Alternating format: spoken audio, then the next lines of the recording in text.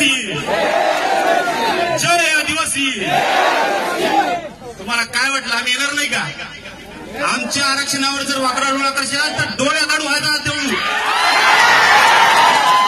फडणवीस सरकारला इशारा आहे, हे बघा इथल्या भोकर तालुक्याची आदिवासी संख्या आमची आर्टिकल 342 आमच्या बापानं बाबासाहेब आंबेडकरांनी आमच्यासाठी लिहिलं. पुन्हा भीक दिली आम्हाला आमच्या बापांनी, लक्षात ठेवा. आमच्या आरक्षणाकडे लक्ष देशाल तर तुमच्या नर्दीचा घोट घेण्यासाठी आपले आदिवासी समाज तयार आहे. या हैदराबाद गॅजेट वगैरे आम्ही काही मानत नाही. बाबासाहेबांचं संविधान मानणारे आमचे सगळे लोक आहेत. आदिवासी संविधान निर्माण होण्याच्या अगोदर सुद्धा आम्ही आदिवासी होतो. बाबासाहेबांना म्हणून आम्हाला त्या सूचीमध्ये टाकलं. संविधान निर्माण झालं म्हणून आम्ही आदिवासी नाही झालो, लक्षात ठेवा. लोकपूर समिती 1965 काय निकष दिले का? करता का पूर्ण तुम्ही आदिवासीचे निकष? आदिवासी होण्यासाठी आदिवासी जन्म घ्यावा लागतो. कुठली समिती आदिवासी ठरवू शकत नाही कुणाला. नागपूरकडला गोवारी समाज होता.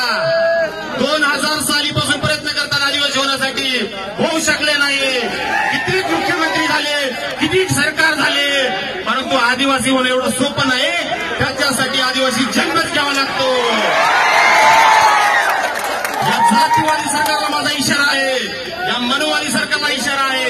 आदिवासीच्या जर आरक्षणावर डोळा ठेवशाल तर हे पब्लिक बघून घ्या तुम्ही. सगळा महाराष्ट्र नव्हे, सगळा भारत देश आम्ही एकाच खालचं वर खाली करून टाकू. आमचं आरक्षण आमच्या बापाने दिलेलं आहे.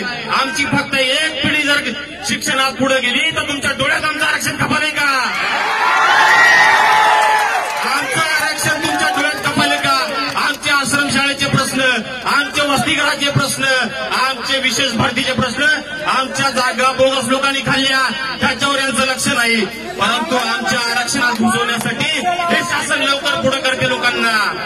तो भांगा वकील एक तिथं म्हणतोय की धनगराला बंजाराला, अरे तुला आत्ता मी विषयाला सांगतो, तुझ्या जेवढा कायद्याचा ज्ञान आहे तेवढं लाव तू. बाबासाहेबांचं आरक्षण संविधान आमच्या सोबत आहे. इथला कोणी माईचा लाल आदिवासीला कोणी आदिवासीमध्ये घुसू शकत नाही. त्या समाजाला सुद्धा सांगतोय, तुम्ही आहात तिथं सुखरूप राहा. 3% आरक्षण आहे. आदिवासींच्या त्या मुंडे मेंढेच्या नादी लागून तुमचं काय होणार नाही. तिथलं आरक्षण जाईल आणि इथून जाईल. घरकाना घाट का तुमची अवस्था केल्याशिवाय हे मुंडे खानदान राहणार नाही. त्याच्यामुळं VJNTचं आरक्षण भेटले तुम्हाला मंडन कमिशननुसार. हे घ्या आणि शांत राहा. मिळते ते चांगलं आहे.